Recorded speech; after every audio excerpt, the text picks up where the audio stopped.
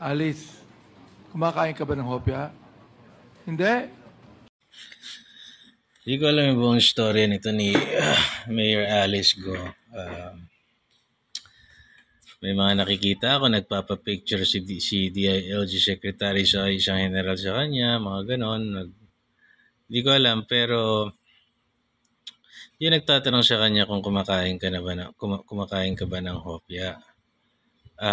Hindi maganda yung dating sa akin.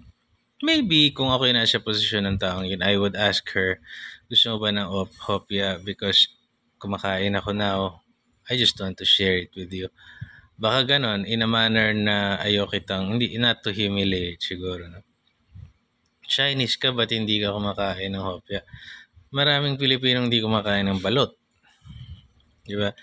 Mali. Yung nagtatanong na yun, na-observe ko sa ilang na inaway niya rin si Marcoleta Congressman Marcoleta.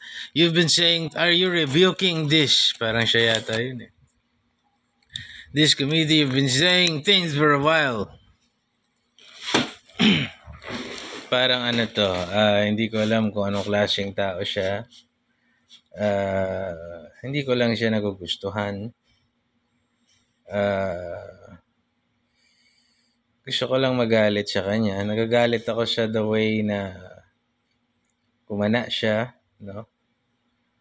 Yung itsura niya, na akala mo tuso na And this is baseless naman. Opinion lang naman to na alam mo yan, kikwentuhan tayo dito, video tayo. Pero yung mukha niya nakakagalit.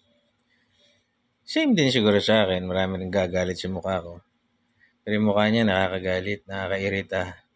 Yung line of questioning nakakairita.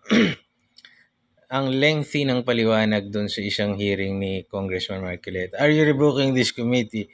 You've been saying things for a while. Hindi naman, ang layo. Congressman Marcoleta is not rebuking that committee. Sinasabi niya lang kung ano yung tama, kung ano yung opinion niya, especially when it pertains to the budget of the Vice President na ginanong-ganon nila. So I assume, itong congressman na to ay tuta ng sino mang namumuno. Nagpapalakas siguro to sa administrasyon o dilawan itong taong to. May gusto siyang idiin. Ganon ang dating sa akin itong congressman. Hindi ko naman siya kilala.